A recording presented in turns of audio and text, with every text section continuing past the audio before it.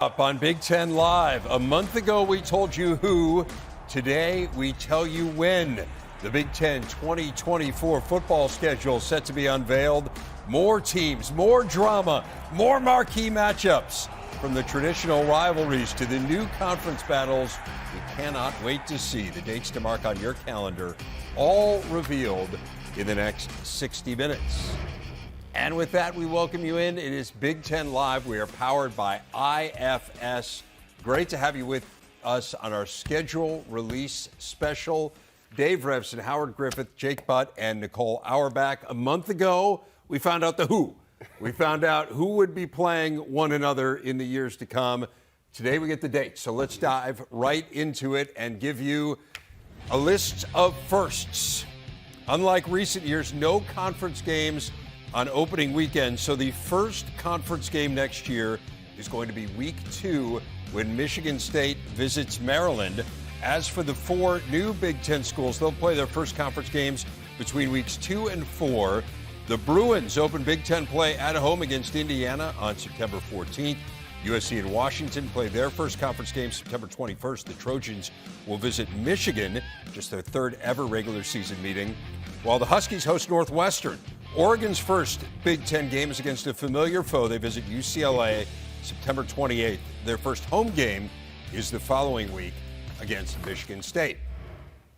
So let's dive into that. I got to say, among that list of firsts, the one that perhaps has me the most charged up is USC and Michigan. I don't want to put words in anyone's mouth, but it seems to me that's kind of the headline there. Yeah, absolutely. And we saw that they were going to be opponents when we saw the schedule, Right. But I think getting to know that that's going to be USC's first experience and they're going to play that game at the Big House, I think that's going to be really awesome to get this thing started and to get all of us used to that being a conference game, which is going to take some time. It's just funny to reflect on where we were at with the schedule this year, and it's like we're waiting. When is We're still talking about it right now. Is, hey, when's Michigan going to be tested? Well, you don't have to wait too long. I mean, they're kicking it off with the Trojans. The funny thing is before that, Michigan out of conference, they got Texas. USC has LSU, so the quality of matchups, the level of matchups, right away we're kicking this thing off with fireworks. Really outstanding. You look at the scheduling, fans are going to be excited because I can tell you this SC fan base, they travel and travel well. So Detroit will be taking over when SC comes to town. And it's probably not, it's a little bit early in the calendar schedule, so if you can come to Michigan, Now's the you don't have time. to wear the winter coats. Yeah, they won't be scared off by the weather. Is that what you're saying? That is what I'm saying. Tough slate for the Trojans. They get Michigan, Penn State, Wisconsin, Washington, Nebraska. Again, we knew that's who they were playing, but when you kind of see it all laid out, as we will here in the next hour, it really jumps out. I think Michigan's got a really tough slate, too, next year. So those are the first. That's how it starts. How about how it finishes? And it finishes in ways that I think will feel very comfortable for Big Ten fans because the final week of the season is mostly, but not entirely, rivalry games, just like it is now. It includes traditional staples, Illinois, Northwestern, Indiana, Purdue, Iowa, Nebraska, Minnesota, Wisconsin, Oregon, and Washington. Of course, big rivals that will square off as annual rivals of the Big Ten, as well as a game sure to generate some interest that will feature Ohio State, Michigan, and Columbus. Other matchups include Penn State hosting Maryland, Rutgers visiting Michigan State. UCLA and USC will play their annual rivalry game the week before Thanksgiving next year. That's because the Trojans finish up with Notre Dame. And Howard, this really preserves one of the things that we love best about the Big Ten, which is those games that people are so passionate about happening at the end of the season. They're still there, and it's important to people. It's important to the fan bases, so they're still preserved. And you look at the Maryland-Penn State matchup, that's something that I think can build into a rivalry if Maryland can continue to play well. They've got to get things going, but I think that can be a natural rivalry just from a recruiting standpoint. And think about this, too, because it's a lot of new, right? We're doing away with divisions next year, so there's no East versus West going to play for the Big Ten championship. You look down that list, I mean, there is 5, 6 matchups that could have conference title implications. Yeah, it's a great point. And I think we're all glad to see Michigan, Ohio State at the end of the calendar year, right? We've had a couple coaches broach the subject of do you move it? Because you could have the chance of a rematch a week later in the conference championship game. but the season builds to this. And I think it's really important for both those programs to get to finish it. Also for everyone else's traditions about who goes to it, or you spend, Thanksgiving with your family and you watch that game. So I'm really glad to see that game is when it is. And speaking of traditions, you'll continue to have Iowa and Nebraska playing on Black Friday. The rest of the Friday games here are going to be released in the not-too-distant future, but there are going to be Friday games. We'll get some more details on that from Kerry Kenny from the Big Ten, who's going to join me a little bit later in the show. But, yeah, I mean, we talk about Michigan and Ohio State playing that last week of the regular season. They could play again the following week in this divisionless Big Ten. And, of course, any of these games, right? I mean, again, it could be Oregon and Washington playing again for the Big Ten championship the following week. It's funny because it's fair to say move it. You don't want them to play it, but move it where? Like the whole schedule is marquee, big-time matchups. There's nowhere to hide, right? Every single week there's going to be a high-octane game. Let me just say this. In an 18-team Big Ten, if those two or any two that play on the rivalry week happen to be the two best teams that emerge in an 18-team Big Ten, I think people would be more than happy to watch the game again. Oh, yeah. I would love to see it right? twice. Because it's going to be hard to get to the championship game. You're going to have to be really good. But I think that's what these addition of these the four teams actually brings into it, because I think it takes something away from the Michigan, Ohio State, like it's always going to be those two. When you bring in the powers that have now stepped up, when you talk about SC, Washington, the way they're playing, and obviously Oregon. So I think it's not as tight, and people aren't as upset about it as they probably were 2 years ago. I think kind of off of that too, just what this does, and I think we're going to look back down the line and think of this as an inflection point because of the level of competition and the brands that are coming in. What worked in the past isn't necessarily going to work in the future. I think an indication of that is Wisconsin going out to get Luke Fickell. They had a couple options, but they said, we need to get a guy that has been to the college football playoff. We need to get a guy that can allow us to compete for a national title because that's the quality of play in the Big Ten Conference, and that applies to a lot of teams across the conference. What worked in the past isn't going to work going forward. The new teams, all the newness forces adaptation. And it's a great point because the style of play is going to have to change as well with some of these offenses that are coming in from the West Coast. Speaking of those West Coast offenses, let's get a look at the schedules for the four new teams in the league. Let's start with UCLA, the first Big Ten schedule starting with 3 of 4 at home. The road trips to Penn State will be one of the featured matchups of early October. Other interesting matchups include the Oregon battle at the Rose Bowl late September. In between Indiana and Oregon, by the way, is a visit to LSU. A really compelling November. They face Nebraska, Iowa, Washington, and USC. We'll take on Fresno State, by the way, the final Saturday of the regular season. USC follows up its huge conference opener at the Big House with a home game against Wisconsin. It'll be the Badgers' first visit to the Coliseum since 1966. USC also hosts Penn State and Nebraska, so a very compelling home slate, as will be the case each year in which they have 5 road games. One of those trips for the Trojans is an easy one distance-wise. The crosstown battle with UCLA and Pasadena. Mentioned they finish up the season at home against Notre Dame. They open it in Vegas against LSU. What is LSU doing? Yeah. LSU's all over the place in the Big Ten schedules. After opening conference play at UCLA, Oregon will welcome Michigan State and Ohio State to Eugene. The Ducks' furthest trip east is Michigan. They go there for what should be a high-profile battle on November the 2nd. The Ducks will make their 3rd ever visit to Camp Randall as they take on the Badgers. That one is in mid-November. Like UCLA, Washington will visit both Rutgers and Penn State. The game against the Nittany Lions is on November the 9th. The Huskies have Michigan, USC, and UCLA at home.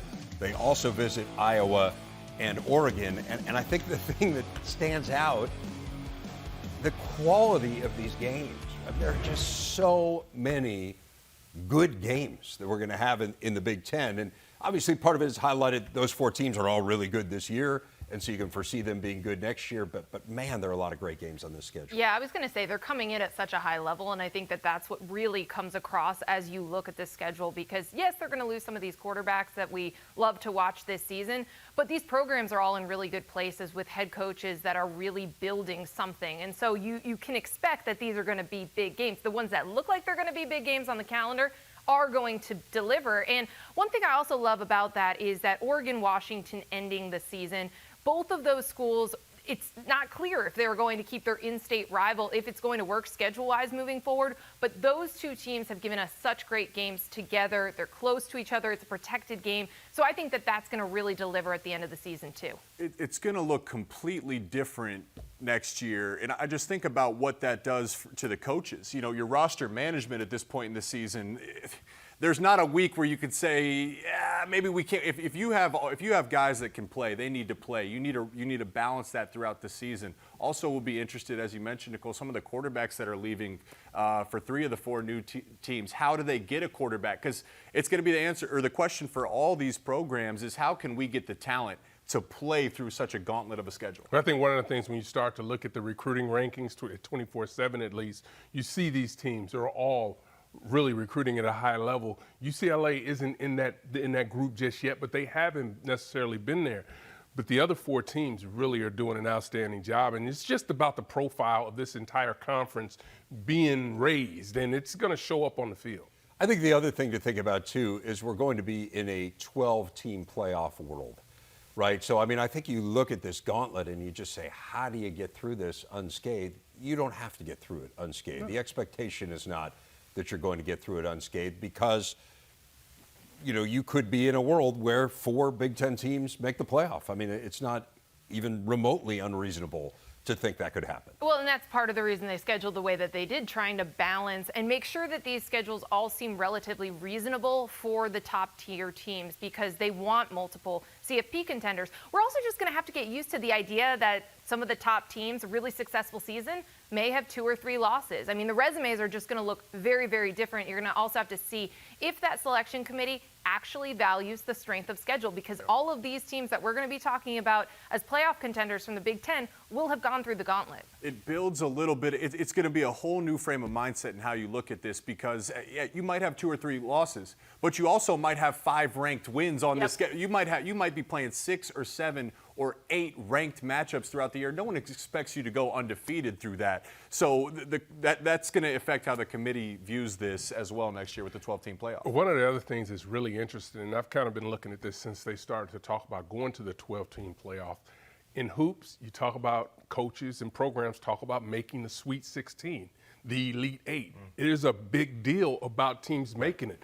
This is the way I believe the 12-team playoff is also going to be able to build the resume. We were able to be in the playoffs, and you have an opportunity to be there that gives you a chance where anything can happen. No doubt, and particularly if you're hosting a home playoff game. Come on. I mean, those will That's going to be awesome. Some of the biggest games in the history of these schools. So you're right, just the mere fact that you made it there, and in this day and age, making it to the 4 is a huge deal. Yeah. But what you're saying is, hey, you're going to have 8 more teams nationally. They're going to be able to say, we were a playoff team this year.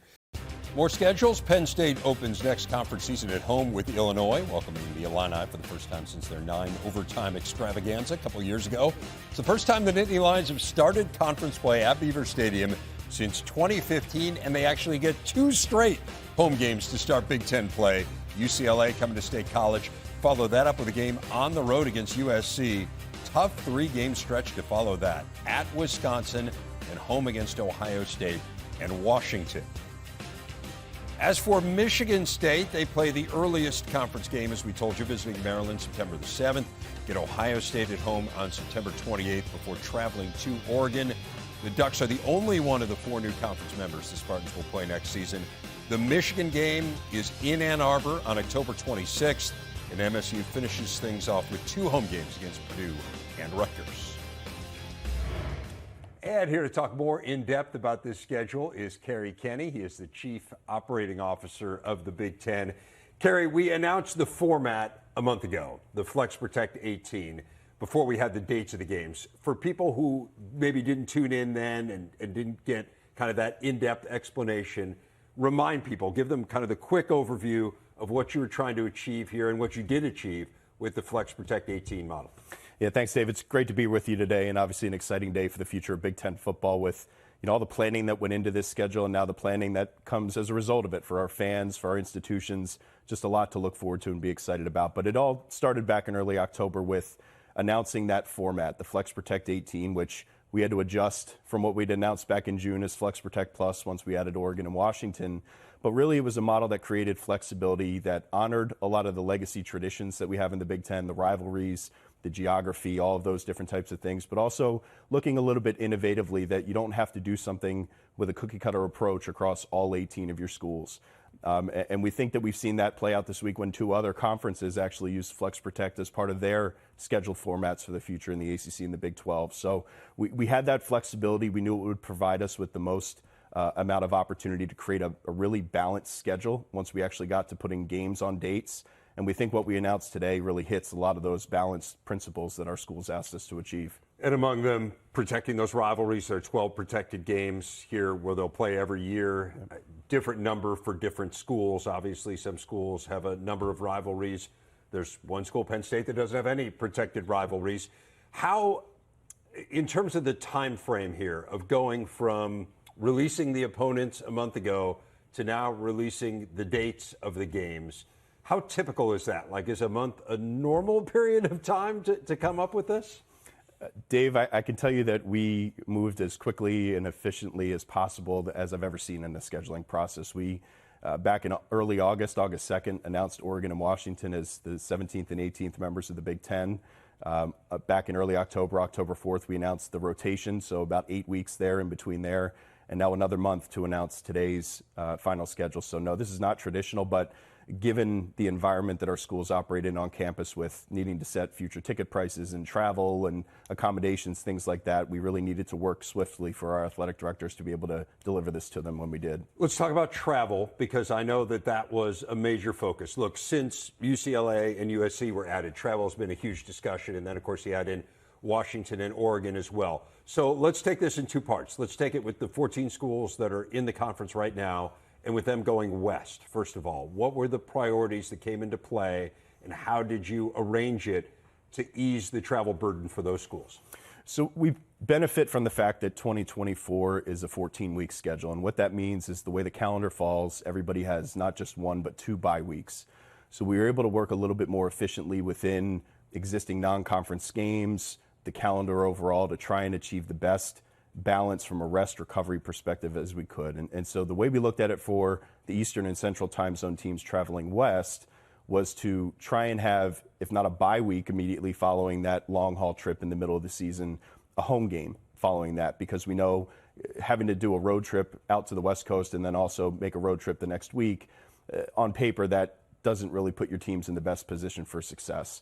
And so we were actually, in both directions able to achieve something where nobody has consecutive weeks where they're playing away games that cross multiple time zones. And that was really important to try and deliver a balanced, it's never going to be equal. Everybody has different miles they need to travel. But on the whole, trying to deliver that bye week or the home game immediately after is going to hopefully help position our teams to be able to have as much success as they can. What about the West Coast teams? One of the things we talked about when the opponents were released was this notion that, for instance, USC and UCLA, when they have 5 road games in a year, one of those road games will be the crosstown opponent. Same with Oregon and Washington, so that they will have a closer road game as one of their road games. But then you have these long-haul considerations of going from the West Coast to the Central time zone or even to the Eastern time zone. What's built in here in the schedule? How did you address that? It's really the point that I just hinted at in the last answer, where we don't have consecutive weeks for those 4 Pacific time zone schools that they're going to be traveling in multiple time zone trips.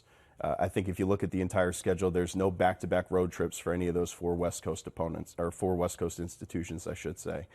That's to help at least manage the overall travel burden that's going to be placed, on these teams throughout the season.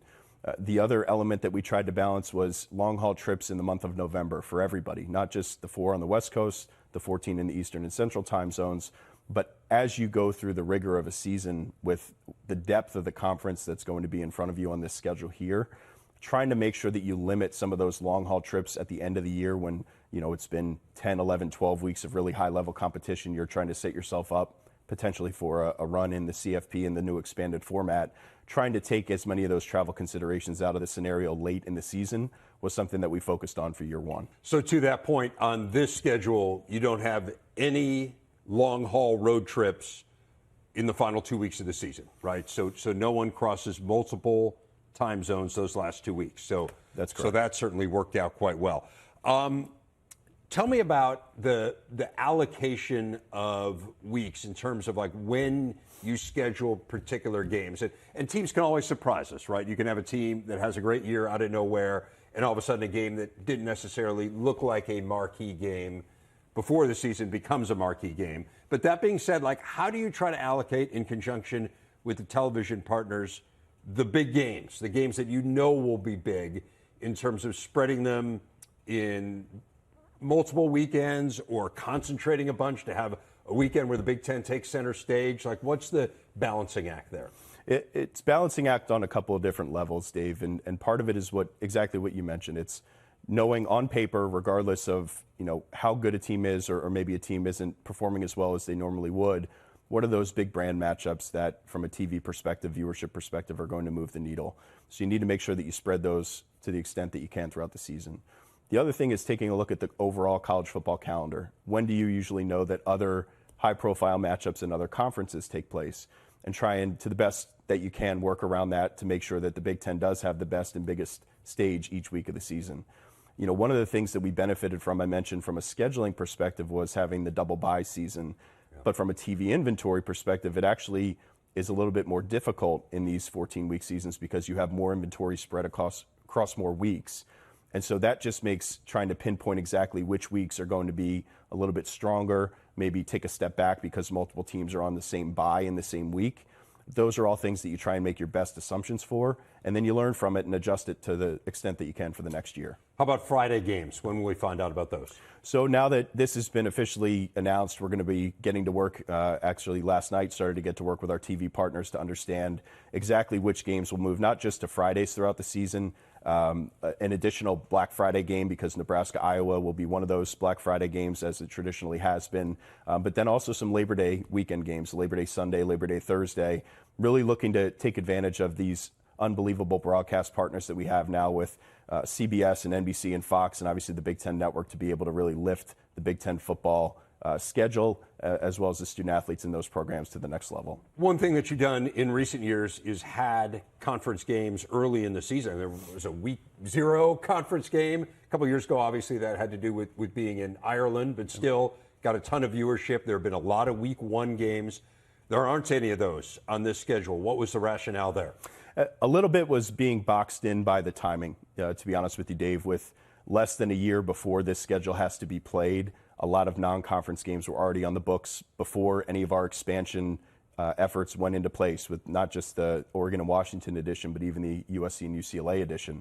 And so we made our best efforts to try and find narrow windows where we could find a game early in the season, because we have seen that helps, not just from a TV perspective, from a fan interest perspective, but it kind of helps set the overall narrative for the season for the Big Ten. And so you see that with Maryland, Michigan State in week 2. Interestingly, UCLA in week 3 hosts Indiana. That was to try and help UCLA avoid having to go 10 straight weeks, because typically when Notre Dame plays USC in the final week of the season, UCLA would have a different Pac-12 opponent, but that obviously doesn't have the same ability with our rivalry weekend. So we worked with them. They moved the Fresno State non-conference game to week 14, and that allowed us to put a conference game early in the season for them to help kick off their schedule. Last question for you. Is there anything else that we didn't cover here that you want to highlight for Big Ten fans that you're particularly excited about or feel good about with this schedule? I think it's the collaborative effort that went into it, Dave. Obviously, in a short time frame, you don't have the ability to spend an inordinate amount of time in doing it, but just the work from our athletic directors, our coaches, people on our staff, Kevin Palgar, our scheduling consultant, AJ Eads, our senior director of football operations, Commissioner Petitia, just a very collaborative effort to get to this point. And then when you just look at the schedule, you knew with the opponent rotation there was something to get excited about. But when you actually see it play out in front of you, and you see in certain weeks, I think October 12th, November 2nd jump to mind as, holy cow, these are really deep weeks and some great matchups. But overall, there's as much competitive and travel balance and overall balance as we hope to achieve with this. I mean, that's the thing that stands out to me. We got a lot of really good games coming our way next year. Kerry, Kenny, appreciate you coming down and highlighting some of this for us, and congratulations on what I know has been a lot of work in getting this out. Thanks, Dave. More schedules. Here's what's ahead for Minnesota next year. They open conference play with Iowa. That's going to be the earliest those two have ever played, although they did square off in late September in 2012 and 2013. Gophers have a tough early stretch with Michigan, USC, and UCLA after the Hawks. That visit to Pasadena will mark their first game at the Rose Bowl since New Year's Day of 1962. Mentioned the Badgers open conference play at the Coliseum. They play 3 of their first 4 conference games on the road as they also head to Rutgers and Northwestern in that early stretch. The home schedule includes visits from Penn State and Oregon, as well as the annual showdown with Minnesota. Remember, they host Alabama next year as well. That is September the 14th. Ohio State kicks off conference play at Michigan State next season. We already mentioned their game at Oregon. The matchup at Penn State is part of a very compelling November 2nd schedule. USC-Washington is that day, as is Michigan-Oregon. The Bucs have 5 conference home games next year. They finish with 3 of 4 at the Shoe, including the annual grudge match with Michigan. Wolverines play 3 of the 4 new conference members. Mentioned USC's first Big Ten games in Ann Arbor. Michigan also goes to Washington on October the 5th. They will host Oregon, as I said, on November the 2nd. A couple trophy games next year. Little Brown Jug, September 28th, and the battle for the George Jewett Trophy against Northwestern the week before the game in Columbus. They also host Texas September 7th in one of the season's marquee non-conference games. And let's talk about marquee games, Howard. And I think, look, this year's a little unusual because there is a significant imbalance. Like, let's just put it out there between the East and the West. Yep. You've got 3 schools, the round robin between those 3. Those have been the games we've been focused on all year. Those 3 huge games. There are so many big games when you look at this next year. I mean, it just changes the way that we look at the league. It does. And you talk about elevating the league. There was already a national perspective on what the Big Ten is about. And people were talking about Michigan and Ohio State, and Penn State was in that conversation. But that was more of an East Coast, right? Now you're talking about expanding a dominant conference to the West Coast and to the Northwest. It's really going to be fun to watch and just to see the carryover that's going to happen and just the way this conference is going to continue to build from a position of strength when you look the way these teams have been playing. Just looking through the schedules, I mean, look, there's a Rose Bowl level matchup at least every week. There's a couple weeks where there's a few Rose Bowl level matchups, just with the brands. I think too, what that's going to force the coaches to do is some adaptation and some roster management. When I was talking to Penn State coming off their bye week earlier, they looked at their rep count this year versus last year, and they were just dominating the early portion of their schedule. Their starters had gotten like half the reps of the year before because they were rotating guys in. There's nowhere on the schedule for any of these teams where there's not going to be a lot of volatility. It is quality matchup after quality matchup, week in, week out. That does force some adaptation from a coaching philosophy standpoint and a roster management standpoint. It'll also change philosophies, I think, with how you schedule your non-conference. We've heard James Franklin talking about this in recent weeks as well, but you're going to have to be careful about that because of how loaded the league schedule is. It's really interesting because we saw a number of big-time programs like Ohio State, Georgia, Alabama, scheduling a lot of home and homes, monster home and home schedules for like the back half of the 2020s, thinking, hey, if the playoff expands, we're going to want to up our strength of schedule. Well, then conference realignment happens, and all of these schools that you might want to schedule are now in your own league, and you're going to play them all the time. So I think you do need to be a little bit smarter about how you want to handle that non-conference moving forward, although a lot of that is locked in years out. No doubt. And again, I keep coming back to the committee, and we can kind of look at what they did this week, and I don't want to be one of those people who jumps on it right away, but you got the undefeated teams, you got the 1-loss teams, you got the 2-loss teams, and then you just kind of rank them within that. I think there's going to have to be more nuance to it because of the strength of some of these schedules, and particularly when you're talking about teams playing Alabama or playing Texas or playing LSU in the non-conference on top of a loaded conference. Dave, one of the things, and Jake, you brought up a good point when you talk about the difference in the number of reps that starters were getting from year to year because they've been so dominant. Some teams have been so dominant.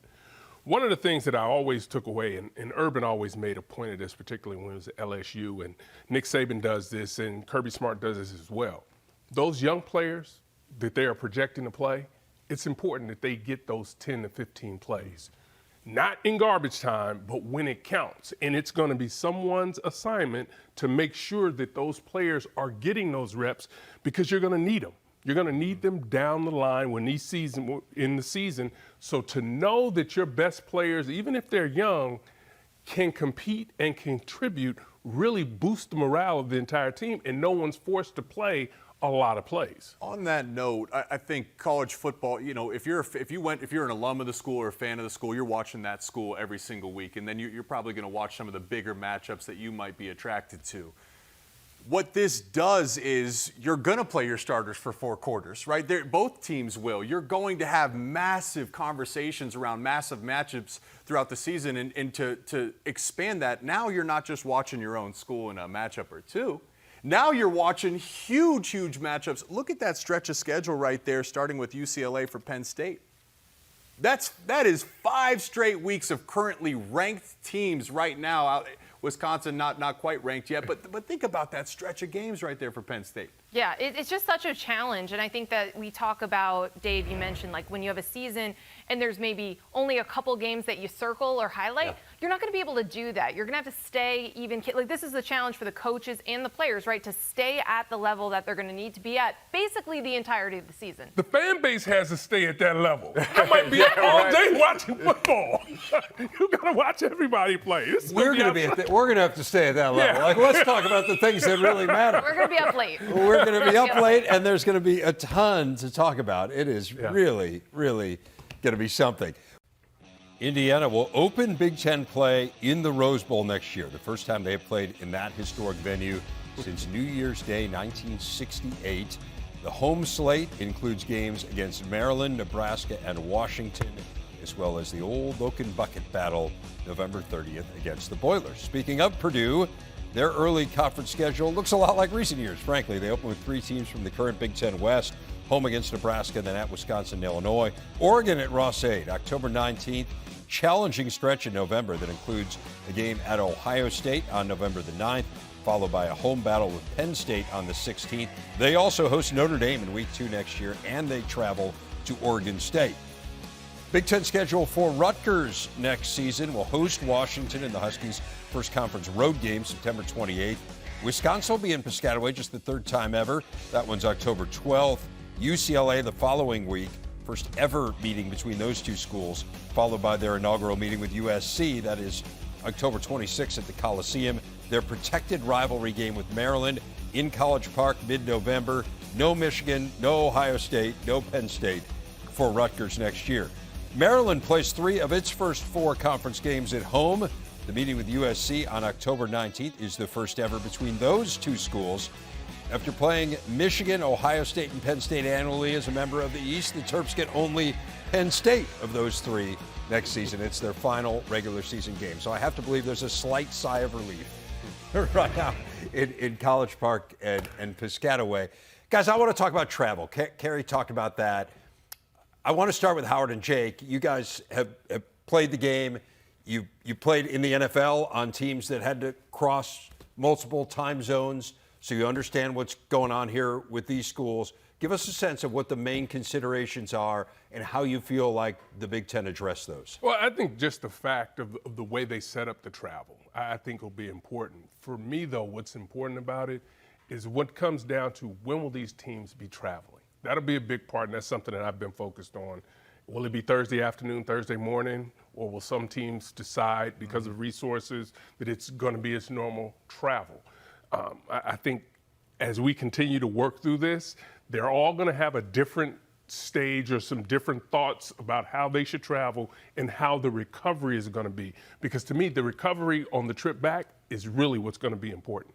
It's a chance for me to consider the thoughtfulness and planning that went into this, because what we were told is they front load a lot of that cross-country travel. So they're trying to avoid the late season cross-country traveling. And really, in football, there's a conversation. You spend all off-season trying to get to 100% health, and you come out week 1 with fresh legs and you're popping on tape. But then each week, it's a battle to try to get as close to 100% as possible. Right. But each week you go down a few percentage points, just the wear and tear. And by the late half of the season, your 100% is really like 80%, 85%. Those cross-country travel, that is a beating on your body. So taking that into consideration and saying, let's front load the long flights to and from the East Coast to the West Coast. So when your body's the most beat up, we're going to have some strategic planning around your travel. And that's what I thought works out really well is when you look at these West Coast teams that are not going to have back-to-back road trips. I thought that was a really, really important piece for them as contenders in the conference and for the CFP.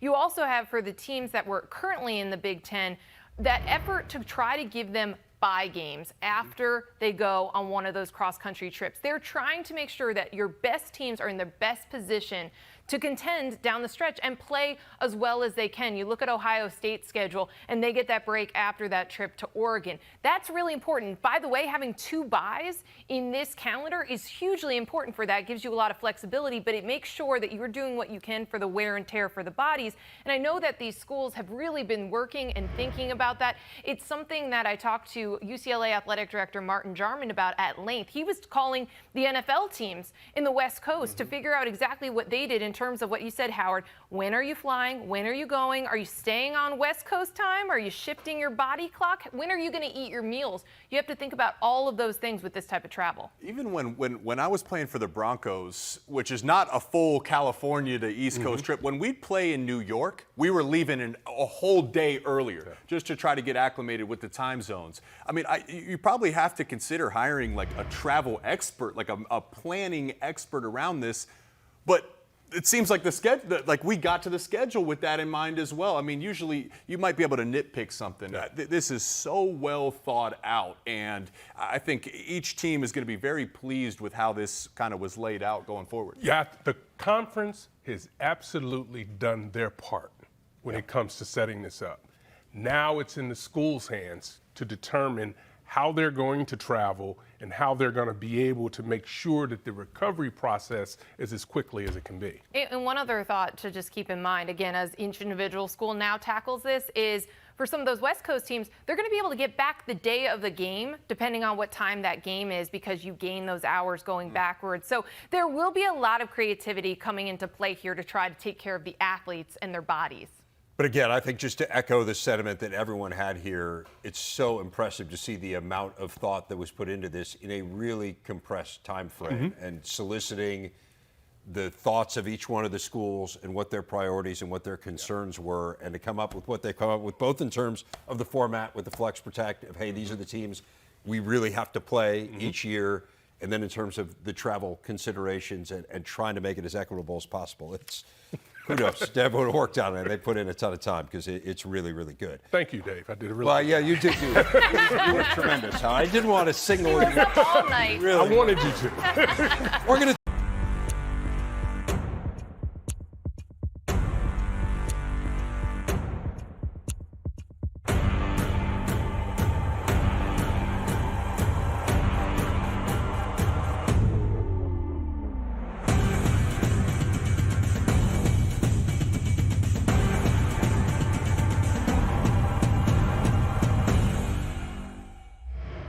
Big Ten Live, powered by IFS. Illinois plays its first 2 conference games on the road and its last 2 conference games on the road next season, opening at Nebraska and Penn State in late September, closing at Rutgers and Northwestern in late November. In between, they get 4 of 5 in Champaign. That includes a game against Michigan on October the 19th. That is 100 years and 1 day after the dedication of Memorial Stadium, when Red Grange accounted for 6 TDs in an Illini win over the Wolverines, one of the greatest performances in college football history. Yeah, you took him out of the record book. Well, he's still my guy. 8 touchdowns. Yeah. Northwestern has just 4 conference home games, none until October the 5th. It's unclear where those games will be, as the school's hoping to start construction on the new Ryan Field this offseason. The game in Washington is the only one against one of the new Big Ten teams. Cats play Ohio State and Michigan back-to-back in November before finishing up against the Illini. Iowa starts conference play with 2 road games. Already talked about Floyd of Rosedale. They then visit Ohio State on October 5th. So their first conference home game isn't until October the 12th against Washington. But then they have 3 in a 4-game stretch, including the rivalry battle with Wisconsin. Hawks also go to Pasadena to visit UCLA. First regular season game there for them since 1977. As for Nebraska, they open conference play at home against Illinois. Really great stretch starting in week 9 at Ohio State, home with UCLA, at USC, and home against Wisconsin. Then, of course, they finish up with the Heroes Trophy game against Iowa. They also have Colorado at home in the non-conference slate. So we got some rivals there. Again, Illinois, Northwestern, Iowa, Nebraska, and the preservation of those rivalries so important, and we see that laid out in this schedule. Yeah, that was one of my favorite things about the Flex Protect and the way that this worked, because the schools that had more rivals, like Iowa, they fought to keep as many games as possible, and they did, and yet you can still have Penn State, who doesn't have any, right? But you see those trophy games on the schedule for the Hawkeyes.